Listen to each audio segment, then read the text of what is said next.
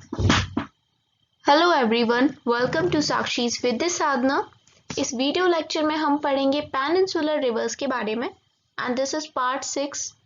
इससे पहले हम 5 पार्ट्स कवर कर चुके हैं। आइए देखते हैं उन पार्ट्स में हमने क्या क्या पढ़ा। तो पार्ट 1 में हमने पढ़ा चैप्टर 3 ड्रेनेज का इंट्रोडक्शन, जिसमें मैंने इंपॉर्टेंट टर्म्स को डिस्कस किया हुआ है। पार्ट 2 में हमने ड्रेनेज पैटर्न्स देखे कि किस तरह के पैटर्न्स में रिवर फ्लो करती है। पार्ट 3 में मैंने द इंडस रिवर सिस्टम को डिस्कस किया, इसकी मेन ट्रिब्यूटरीज के बारे में बताया, कहाँ पर ये मिलती हैं, कैसे फ्लो करती हैं। पार्ट 4 में द गंगा रिवर सिस्टम पढ़ा हमने, सेम विद गंगा, जैसे कि हमने इंडस रिवर सिस्टम के साथ किया वैसे ही हमने गंगा रिवर सिस्टम के साथ भी किया कि ये कहाँ मिलती है इसकी ट्रिब्यूटरी और किस तरीके से ये फ्लो करती है, कैसा इसका ड्रेनेज बेसिन है, ये हमने गंगा रिवर सिस्टम में पढ़ा। पार्ट 5 में हमने पढ़ा द ब्रह्मपुत्र रिवर सिस्टम।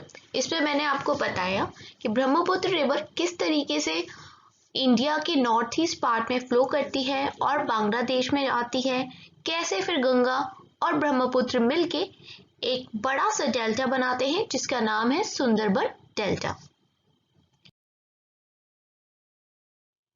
तो आज हम जो पार्ट 6 पढ़ रहे हैं इसमें हम करने वाले हैं पेनिनसुलर रिवर्स को, तो इसको डिस्कस कर लेते हैं।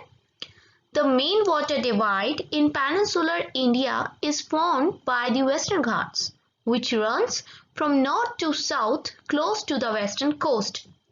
तो देखिए, ये जो मेन वाटर डिवाइड है पेनिनसुलर इंडिया का, ये फॉर्म्ड होता है बाय द वेस्टर्न घाट्स, जो कि नॉर्थ से साउथ की तरफ वेस्टर्न कोस्ट के पास बने हुए हैं।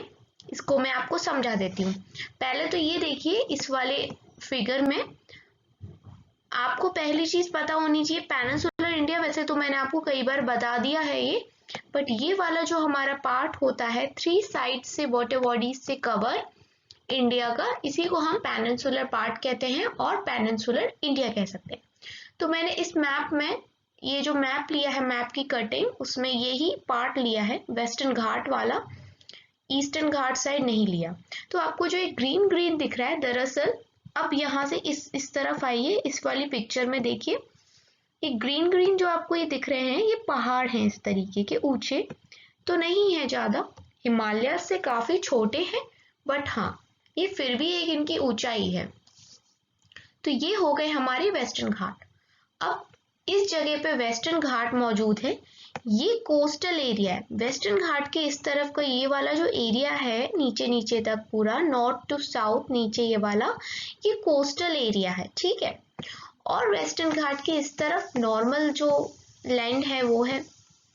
अब देखिए, ये जो वेस्टर्न घाट है ये एक वाटर डिवाइड की तरह काम कर रहे हैं पेनिनसुलर इंडिया में। वाटर डिवाइड कैसे? सपोज ये देखिए एक वेस्टर्न घाट है, तो मैंने यहाँ पर बना दिया ये। अब कुछ रिवर्स ऐसी हैं जो वेस्टर्न घाट से निकल के इधर फ्लो कर रही हैं और कुछ रिवर्स ऐसी हैं जो इस साइड फ्लो कर रही हैं, ठीक है।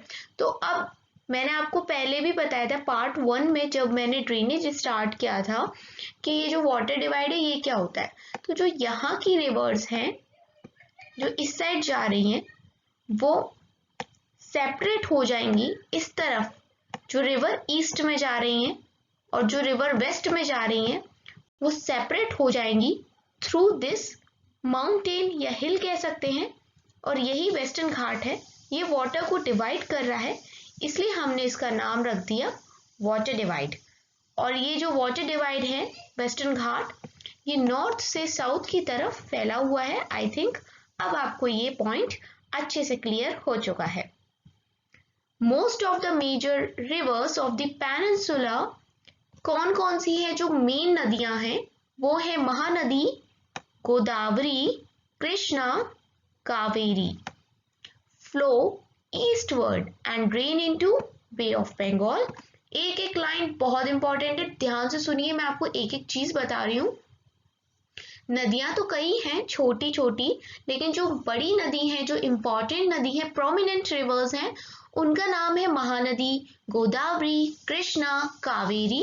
ये सारी नदियां वेस्टर्न घाट से निकलते हुए ईस्ट की तरफ फ्लो करती है। इनका डायरेक्शन होता है इस तरफ, जहां मैंने एरो बनाया, यही है ना ईस्ट, इसलिए ये ईस्ट की तरफ बहती हैं। These river make delta at their mouth.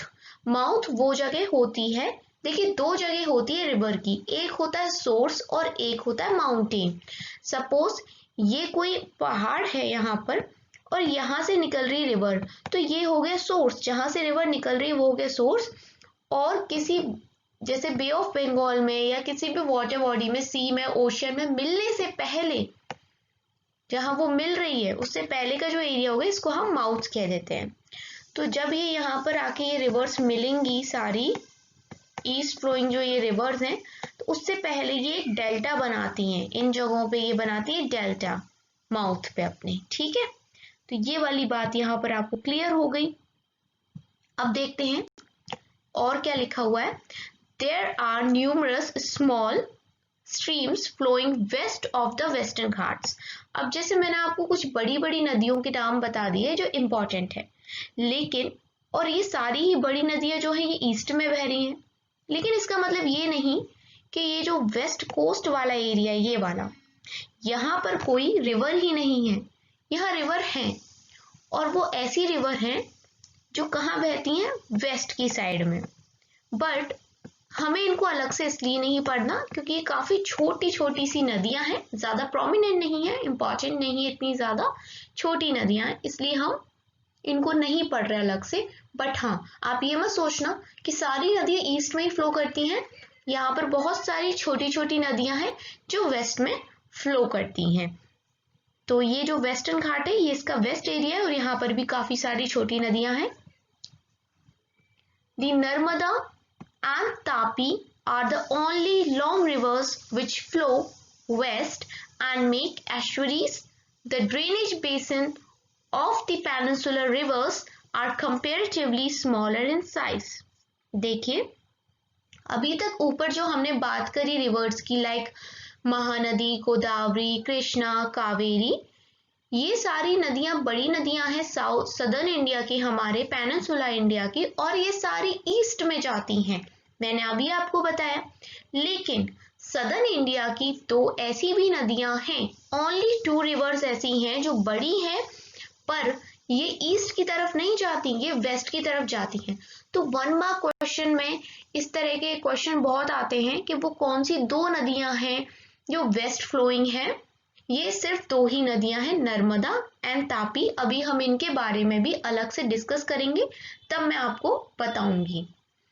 तो और दूसरी बात ये कि जो हमारा पेनिनसुलर इंडिया है, पेनिनसुलर इंडिया, यहाँ पर रिवर्स है ना, ये काफी छोटा ड्रेनेज बेसिन बनाती है, ज्यादा बड़ा नहीं बनाती in comparison to Himalayan rivers के ड्रेनेज बेसिन के। क्यों? क्योंकि यहाँ पर ज्यादा पानी भी नहीं होता, क्योंकि यहाँ की रिवर्स को जो पानी मिलता है वो सिर्फ रेन से मिलता है, ज्यादा यहाँ कोई ग्लेशियर्स तो है नहीं, और यहाँ पर सूखा भी आ जाता है, इसलिए कई बार पानी की काफी कमी भी हो जाती है।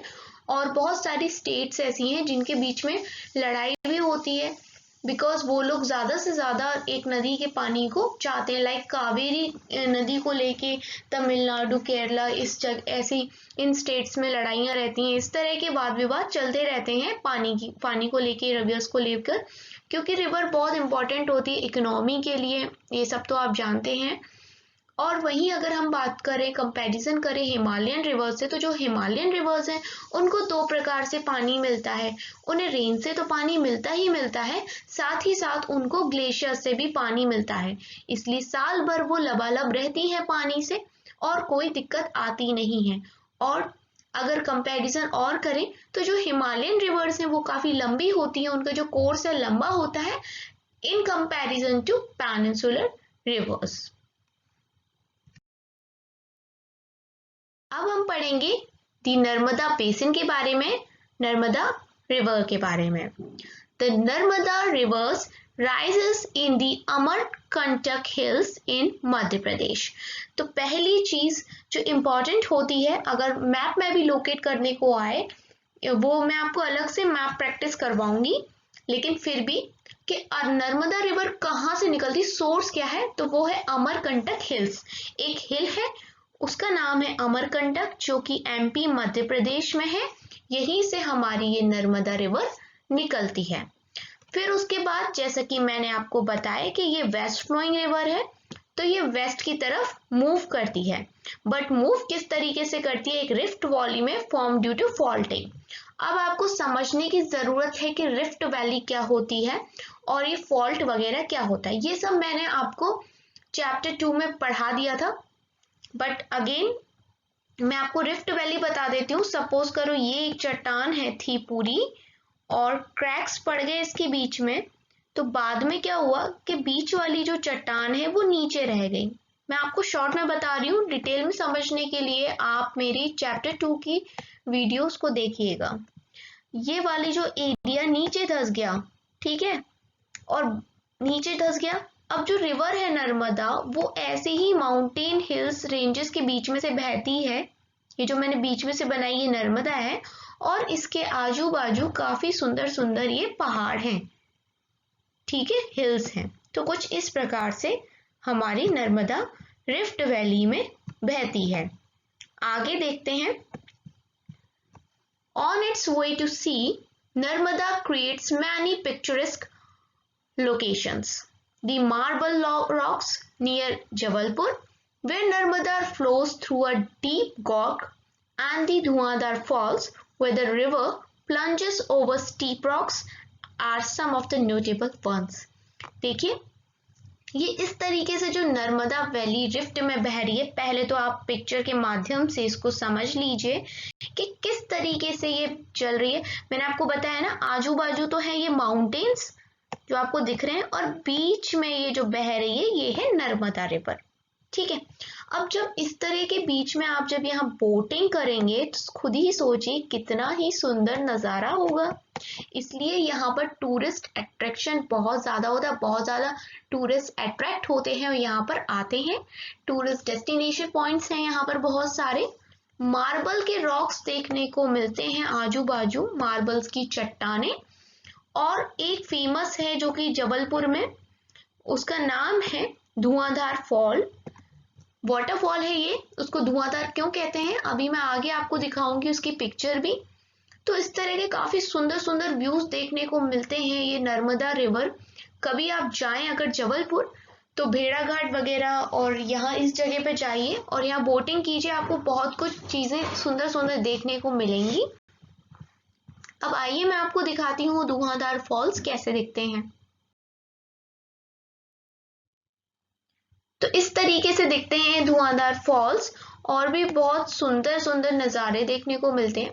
इसे धुआंधार इसलिए बोला जा रहा है क्योंकि इतना अच्छे प्रेशर से पानी नीचे जाता है कि ऐसा लगता है जैसे बादल हो, धुआं उठ रहा हो। और आपको दिख रहे हैं छोटे छोटे से लोग खड़े, यहाँ पर छोटे छोटे बच्चे होते हैं 7-8 साल के भी, वो मात्र 10 रुपए के लिए भी इस खतरनाक सी जगह पे ना छलांग लगाने को तैयार हो जाते हैं कि आप मात्र उन्हें 10 रुपए 20 रुपए दे दीजिए। देखा ना, हमें यहाँ पर पढ़ने को मिल रहा है, हम अपने मोबाइल फोन से पढ़ सकते हैं, लैपटॉप में पढ़ सकते हैं, और कुछ बच्चे अपनी जान को खतरे में डाल के सिर्फ 10-20 रुपए के लिए इस तरह के खेल करते हैं।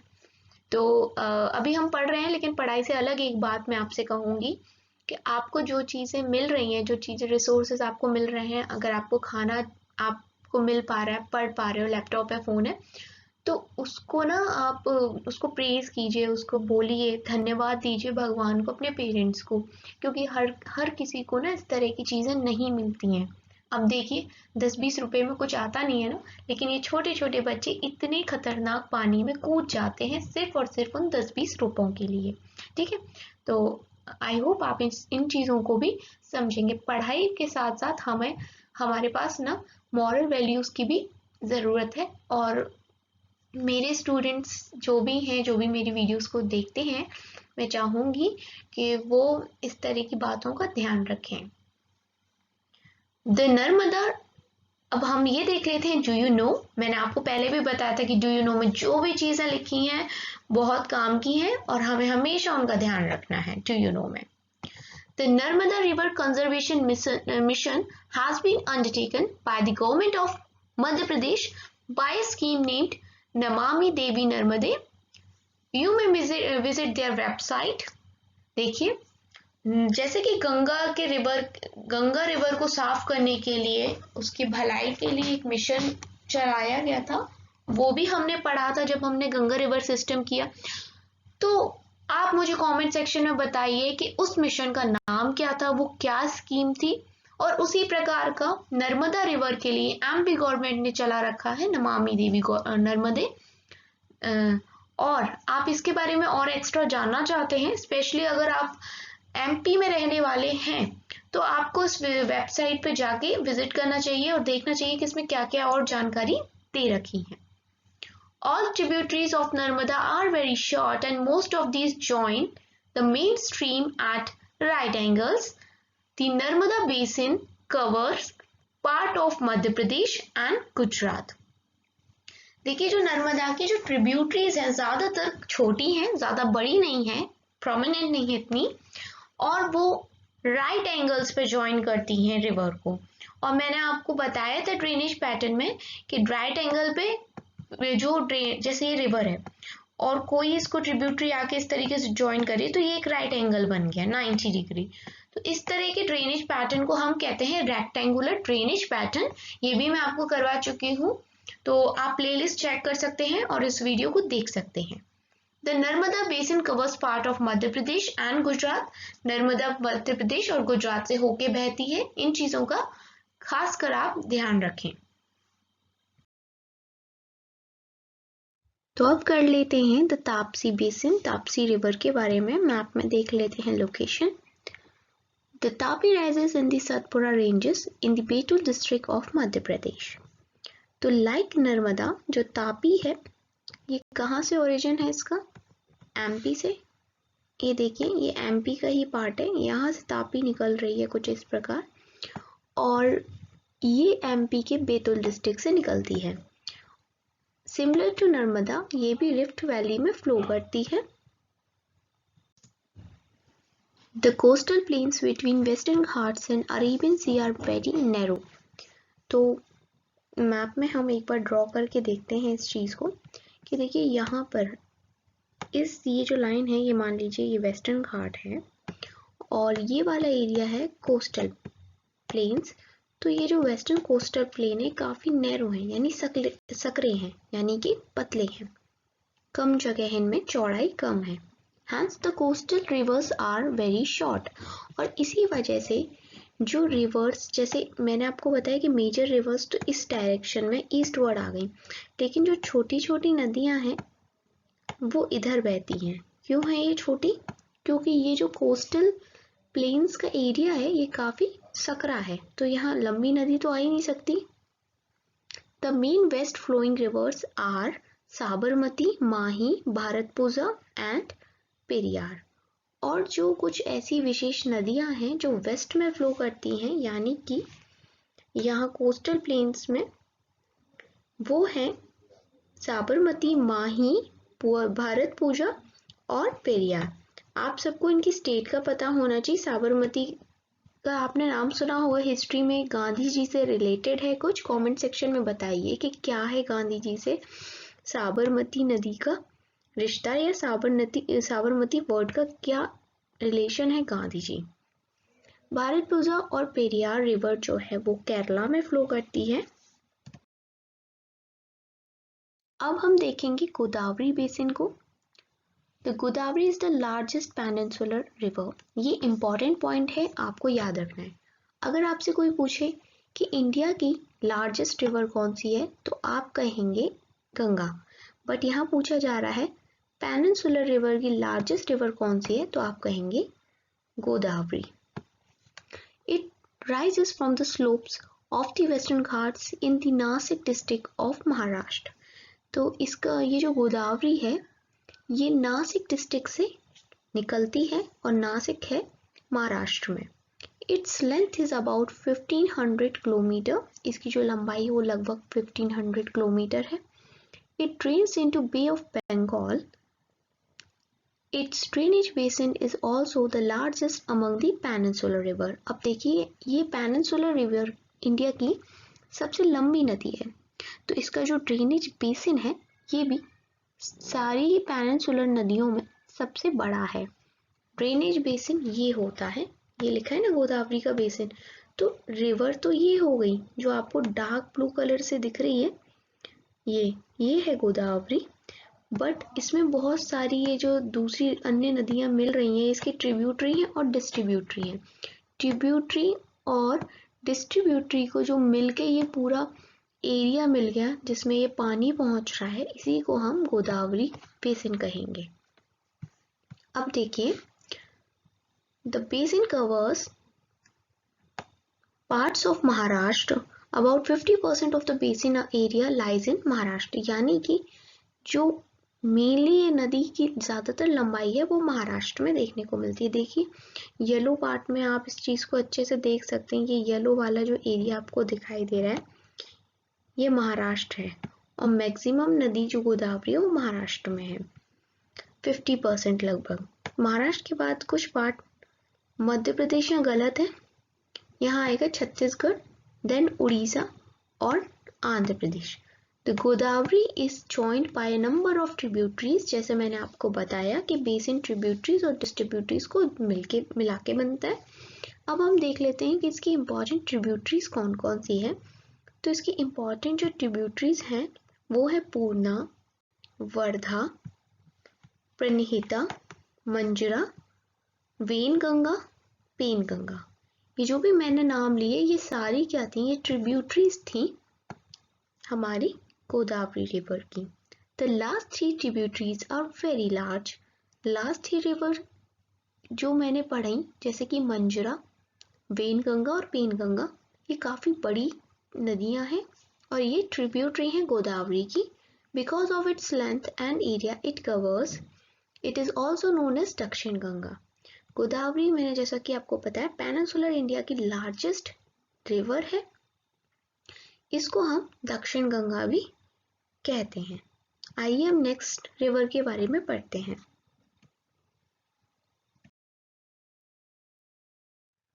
तो अब पढ़ लेते हैं हम महानदी बेसिन के बारे में। Mahanadi rises in the highlands of Chhattisgarh, it flows through Orissa to reach Bay of Bengal। तो ये जो महानदी है ये छत्तीसगढ़ से निकलती है। देखिए ये जो बना हुआ है ये वाला, ये कौन सा स्टेट है आपको ऐसे भी पता होना चाहिए, ये है छत्तीसगढ़। तो इस जगह से निकल रही है क्या, महानदी, और फिर ये उड़ीसा होते हुए इस तरीके से यहाँ डेल्टा का निर्माण करती है, यहाँ डेल्टा बनाती है and then bay of Bengal में गिर जाती है। The length of river is about 860 kilometre, इसकी जो लंबाई है 860 किलोमीटर है। Its drainage basin is shared by Maharashtra, Chhattisgarh, Jharkhand and Orissa. ठीक है, ड्रेनेज बेसिन मैंने आपको पहले भी बता दिया है, और नहीं अगर आपको पता तो ड्रेनेज चैप्टर की जो फर्स्ट वीडियो है इंट्रोडक्शन वाली, उसमें देखिए सारी आपको ये टर्म्स क्लियर हो जाएंगी। और सबसे इम्पोर्टेंट इस वाले में आप ये देखिए कि ये जो मेन महानदी यहाँ पर आ गई, फिर ये इधर पर ये वाला एरिया जो है यहाँ पर बना रही है डेल्टा। ठीक है, यहाँ जो ये चीज़ छोटी सी है ना, ये वाली ये छोटी, वो मैंने यहाँ पर ये बड़ा मैप लिया है, तो यहाँ ये डेल्टा बना रही है। और चिलिका लेक भी आपको पता है ना उड़ीसा में, तो ये जगह पे है चिलिका लेक। यहाँ ये वाला जो पॉइंट है ये चिलिका लेक है। तो now it's time to learn about Krishna Basin. Rising from a spring near Mahabaleshwar, the Krishna flows for about 1400 km and reaches the Bay of Bengal. तो कृष्णा रिवर जो है वो निकलती है महाबलेश्वर से, और लगभग इसकी जो लंबाई है वो 1400 किलोमीटर की है। आगे देखते हैं इसकी जो ट्रिब्यूटरीज हैं, जो मेन ट्रिब्यूटरीज हैं इसकी, वो तुंगभद्रा, कोयना, घट प्रवाह या घाट प्रवाह, मूसी और भीमा, ये इसकी कुछ ट्रिब्यूटरीज हैं। इसका जो ड्रेनेज बेसिन है वो महाराष्ट्र, कर्नाटका और आंध्र प्रदेश है। ठीक है, अब इस वाले मैप में देखिए, पहले कृष्णा रिवर यहाँ से निकल रही है महाबलेश्वर महाराष्ट्र से, और फिर बे ऑफ बंगाल में जाती है। ये महाराष्ट्र कर्नाटका और आंध्र प्रदेश के रीजन को कवर करती है। हमने इसकी कुछ ट्रिब्यूटरीज देखी, जैसे भीमा, कोयना, घटप्रभा, ठीक है, भीमा, मूसी। तो मैं आपको एक एक्स्ट्रा चीज बताती हूँ कि ये जो मूसी है ना, इस मूसी नदी के किनारे ही हैदराबाद बसा हुआ है। Kaveri Basin. The Kaveri rises in the Brahmagiri range of the Western Ghats and it reaches the Bay of Bengal in south of Cuddalore in Tamil Nadu. देखिए ये जो कावेरी है ना, ये ब्रह्मगिरी की पहाड़ियों से निकलती है वेस्टर्न घाट में और फिर बे ऑफ बंगाल में जाके मर्ज हो जाती है। तो देखिए यहाँ इस पॉइंट से निकलती है और फिर ये कहाँ जा रही है, यहाँ डेल्टा भी बनाती है और फिर ये बे ऑफ बंगाल में मिल जाती है जाके। The total length of river is about 760 km. Its tributary are Amravati, Bhavani, Hemwati and Kabini. तो इसकी जो ट्रिब्यूटरीज हैं, देखिए जो मुझे इस मैप में दिखाई दे रही है, जैसे कि एक ये काबिनी दिखाई दे रही है, तो इस तरह से ये ट्रिब्यूटरीज हैं। कर्नाटका पे इधर से ये निकल रही है कावेरी और यहाँ पर इस एरिया में ये डेल्टा बना रही है। थंजावुर ये जो लिखा हुआ है ये तमिलनाडु में ही है, ये तमिलनाडु वाला एरिया है और यहाँ पर ये फिर बे ऑफ बंगाल में सबमर्ज हो जाती है।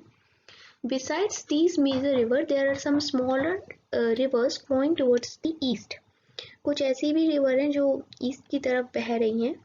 इन बड़ी नदियों के अलावा वो हैं दामोदर, ब्रह्मणी, बैतरणी और सुवर्णरेखा।